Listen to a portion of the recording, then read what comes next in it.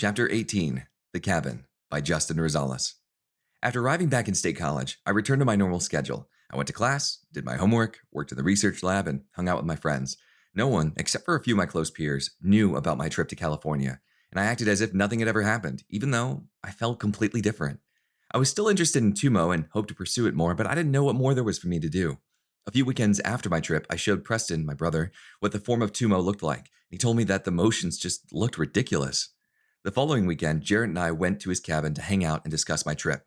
While there, I decided to take advantage of the 32 degree Fahrenheit, 0 degree Celsius weather and teach Jarrett the Tumo form that I had learned in California. There was no heat source inside of the cabin, so the temperature was the same as outside. When Jarrett and I first sat on the floor in only our t-shirt and shorts, we felt relatively comfortable. We had just taken off our sweatshirt and sweatpants, so the cold temperature hadn't had a chance to affect our bodies yet. We started out with breathing exercises and then moved on to Tumo. My memory was a little foggy, so I referred to the notes that I took on the last day of the seminar. After an hour of attempting the form, we didn't feel any different. Jared told me that he felt the same as he did when we first sat down. Disappointed, we stood up and began making lunch. After several minutes of moving around, Jared and I noticed something interesting. We suddenly felt really, really cold. It felt as if the temperature had dropped down to 10 degrees Fahrenheit, negative 12.2 degrees Celsius. I suggested that we sit back down to see if the original position we were sitting in was the reason for our original warmth. It wasn't. Sitting on the ground was even colder than standing up.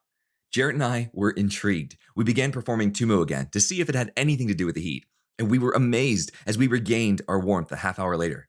Soon after, Jarrett expressed that same disappointment that I had felt in California. Tumo was stationary, and the Iceman wasn't. Even though Tumo seemed to give us heat, our main goal was to become like the Iceman. And after starting a fire in the fireplace, Jarrett and I discussed possible ways to transfer the effect of Tumo into a movable form. We thought about changing our breathing patterns, visualizing a flame in our stomach while moving, and even trying out some sort of hyperventilation technique. And even though we had a lot of different ideas, we didn't have the time to see them out.